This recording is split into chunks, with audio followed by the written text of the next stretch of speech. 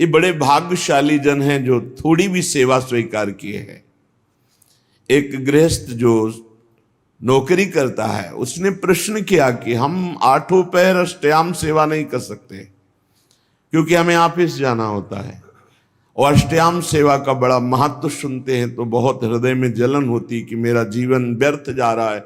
मैं प्रातः सेवा करता हूँ श्रृंगार तक और फिर शायम आकर के सेवा करके शयन करा देता हूँ, बीच की सेवा हमसे नहीं हो पाती क्योंकि हम ऑफिस की सेवा में रहते हैं। ऑफिस में भी सेवा हो सकती है, 5 मिनट का समय मिले तत्काल राजभोग लगाइए, वहीं ऑफिस में बैठे बैठे भाव में अपने घर के ठाकुर का ध्यान कीजिए। आपको सच्चिदानंद विग्रह का ध्यान नहीं हो रहा, इतनी अभी पवित्रता नहीं आई, तो जो कुटिया में आपके ठाकुर जी विराजमान उनका तो ध्यान कर सकते हो, उनका ध्यान किया।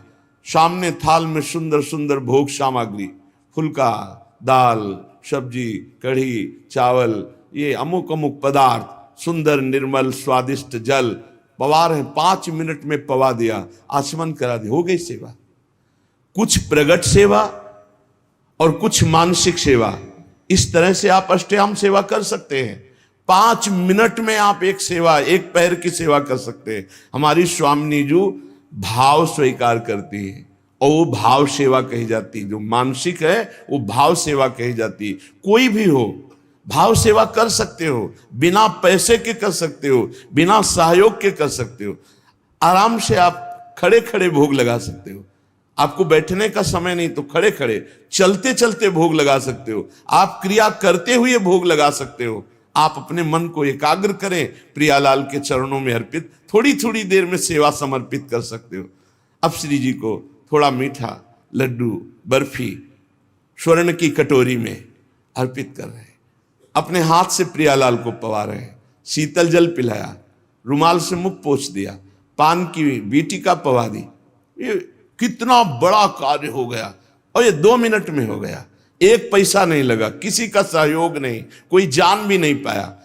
तो जो भगवत सेवा में शरीर से 8 पहर लगे हैं उनकी तो भाग्य की क्या सराहना, लेकिन जो गृहस्थी में है 8 पहर सेवा नहीं कर सकते हैं तो वो मानसिक कर सकते हैं।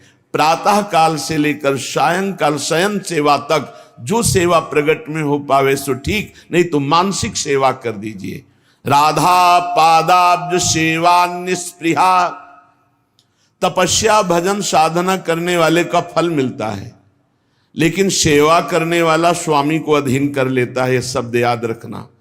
प्रियालाल उसके अधीन हो जाते हैं जो प्रियालाल की सेवा करता है। भजन कहते हैं सेवा को, राई के सम भजन को मानत मेरु समान।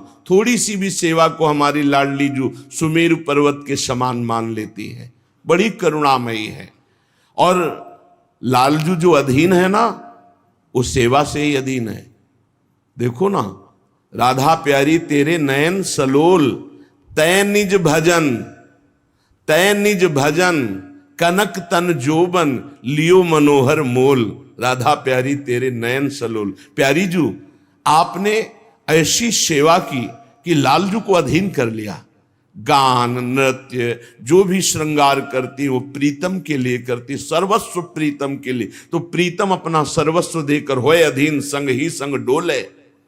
यही हमें करना है प्रगट में और मानसिक में। मानसिक में क्या पैसा लगता है? बड़े सुंदर जूही की माला तैयार की, प्रियालाल के गले पर पधराई, बड़े सुंदर कमलों के फूल, गादी बिछा दी, 1 पैसा नहीं लग रहा। बड़े सुंदर स्वर्ण से जटित चौकी, उस पर सुंदर सुंदर भोग सामग्री। मेरी युगल सरकार, भावना युगल सरकार मुस्कुराते हुए आकर विराजमान है सिंहासन, अपने हाथ से पवार। देखो, रोना ना आ जाए तो देखना, आनंद, हृदय एकदम निर्मल हो जाएगा। 1 पैसा नहीं लगा और महान उत्तम सेवा हो गई, निर्दोष सेवा। इसलिए सेवा सबको करनी चाहिए। बिना सेवा के शरीर पवित्र नहीं होता, बिना मानसिक सेवा के अंतःकरण पवित्र नहीं होता पूर्ण रूप से। इसलिए सेवा की भावना जरूर रखो। अगर दिन में 1 बार आपने मानसिक सेवा का भाव किया, सुंदर शरबत बनाया, सुंदर चांदी के 2 गिलास हैं, ले गए, युगल सरकार को पवा रहे, कैसे शरबत पी ले, फिर आचमन करा, फिर मुख पोंछ दे। 2 मिनट चंवर लेकर डुला। हमारे प्रियालाल विराजमान है, कुछ नहीं, शांत बैठे हैं, चंवर चल रहा है, पंखा से हवा कर रहे हैं। 2 मिनट प्यारी जी के सामने राधा राधा नाम कीर्तन करके नाच रहे, कुछ बाहर से नहीं कर रहे, ऑफिस में बैठे बैठे हो रहा है। आप इस उपासना को समझिए, उपासना भाव का क्षेत्र है। भावोत्सवेन भजताम रस काम धेनुम तम राधिका चरण रेणु महामिस्मरामि। भाव के आप खुद परिणाम देखेंगे। प्रगट सेवा और भाव की सेवा में बहुत बड़ा अंतर है। प्रगट सेवा हम कर रहे हैं, मन हमारा कहीं और है, लेकिन जब हम भाव सेवा करते तो मन को लगना ही होता है, क्योंकि बिना मन के वो सेवा होगी नहीं। उसका नाम ही मानसिक सेवा है। 5 मिनट 24 घंटे में प्रत्येक शरीरधारी को मानसिक सेवा करनी चाहिए। क्या जाता है, अपने घर के जो ठाकुर है उन्हीं पर भाव करके मानसिक सेवा कीजिए। राधा पादाब्ज सेवा न्याय स्पृहा, परिणाम क्या आया? कोई इच्छा ही नहीं रह गई, अपनी कोई इच्छा नहीं रह गई। प्रभु मानसिक सेवा को बहुत जल्दी स्वीकार करते हैं। वैसे प्रत्येक साधक की मानसिक सेवा होती ही होगी यदि प्रगट सेवा कर रहा है, क्योंकि प्रगट में उतनी सामग्री नहीं होती जितनी हमारे भाव बनते हैं। मानसिक सेवा में बहुत सुख मिलता है। जहां कोई अच्छी वस्तु, अच्छा फूल, अच्छा पत्र देखा, तत्काल सेवा शुरू हो गई। ये तो श्री जी के लायक है। भाव से तत्काल वो श्री जी तत्काल स्वीकार करती है। बाजार में जलेबी बन रही है, कृष्णदास अधिकारी जी ने देखा कितनी सुंदर जलेबी, कुरकुरी जलेबी, ये तो श्रीनाथ जी के लिए आंख मूंदी समर्पित। न जलेबी खरीदा न कुछ।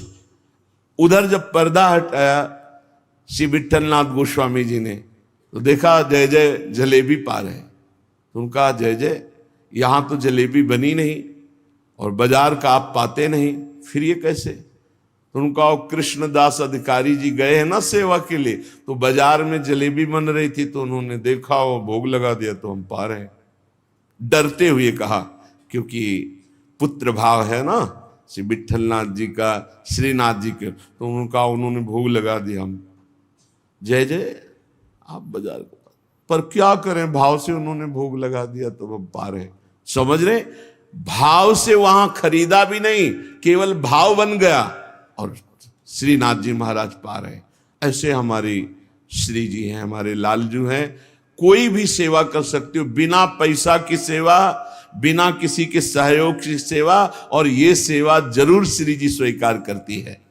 राधा पादाम्बुजा दन्यत स्वप्ने पी च न जानती, यह है खास बात। श्री राधा चरणारविंद के बिना स्वप्न में भी किसी का आश्रय नहीं होना चाहिए। अगर स्वप्न भी आवे और कोई भय आवे, तो उसमें राधा चरणारविंद का ही आश्रय जागृत हो, तो जानो तुम्हारा जीवन धन्य हो गया।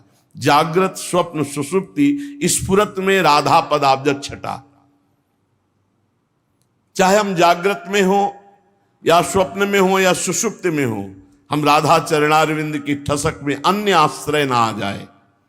राधा पादाम्बुजा दन्यत स्वप्नेपि च न जानती, स्वप्न में भी हम किसी अन्य का आश्रय न ले, अन्य का परिचय न जाने। तो श्री राधाजू के इस संबंध के प्रभाव से उसके हृदय में प्रेम समुद्र, राधा संबंध संधावत प्रेम सिंधौग शालिनीम, उसके हृदय में प्रेम समुद्र की अद्भुत तरंगें उठने लगती हैं। शेषा शेष महाविस्मापक कैशोर रूपिणी, क्षणे क्षणे रसास्वाद प्रोदंचत पुलकावली। जो निखिल जगत में सबका आश्रय छोड़ करके एकमात्र आराध्य देव चरणों का आश्रय ले लेता है, महाआश्चर्य में उसका जीवन बदल जाता है। शरणागति एक बड़ा गुप्त रहस्य है और इसका एक विचित्र प्रभाव है। कह रहे हैं जैसे कोई महाधनी किसी को गोद में ले लेता है तो बिना कमाए वो अरबपति हो जाता है, क्योंकि गोद में ले लिया गया। ठीक शरणागति गोदनामा है। जब कोई सच्चा समर्पित शिष्य होकर गुरु के चरणों का आश्रय ले लेता है तो गुरु की सारी भागवतिक संपदा का अधिकारी हो जाता है, जैसे गोदनामा। यद्यपि बड़ी दुर्लभ, बड़ी तपस्या, बड़ी कठिनता से गुरुदेव ने उस वस्तु को हासिल किया, पर जब शिष्य सच्चे भाव से शरणागत हो जाता है तो उसको वो कष्ट नहीं सहना पड़ता। वो संपत्ति का अधिकारी ऐसे हो जाता है जैसे गोदनामे में संपत्ति का अधिकारी बिना कमाए हो गया।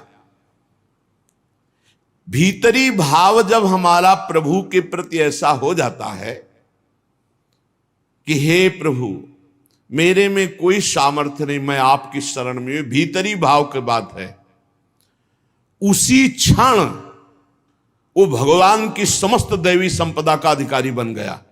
सारे पाप नष्ट हो गए, वो निर्भय हो गया, निशंक हो गया, निशोक हो गया, निश्चिंत हो गया। कोई चिंता नहीं, कोई शोक नहीं, कोई भय नहीं। जो जाको शरणों गहे ता कहां ता की लाज, उल्टे जल मछली चले बहो जात गजराज। बड़ी प्रबल जल की धारा जो हाथी को भी बहा दे तो मछली जल का आश्रय लिए वो मछली उसी उल्टी धारा में चढ़ जाएगी, उसका रोक नहीं होगा। बोले ऐसे ही कोई चाहे जितना समर्थ हो, भगवान की शरण में हो गया तो जो दुरंत माया है वो उसको पार कर जाएगा। मामे वे प्रपद्यन्ते माया में ताम तरंतिते। छोटी सी मछली बड़े वेग वाले जल प्रवाह को चीरती हुई सीधा उल्टा चढ़ जाएगी, लेकिन उसी के सामने गजराज बह कर जाएगा। गजराज को बहा देगी लेकिन छोटी सी मछली को नहीं। क्यों? क्योंकि मछली जल से प्यार करती, मछली जल में है, वो उसका जीवन है।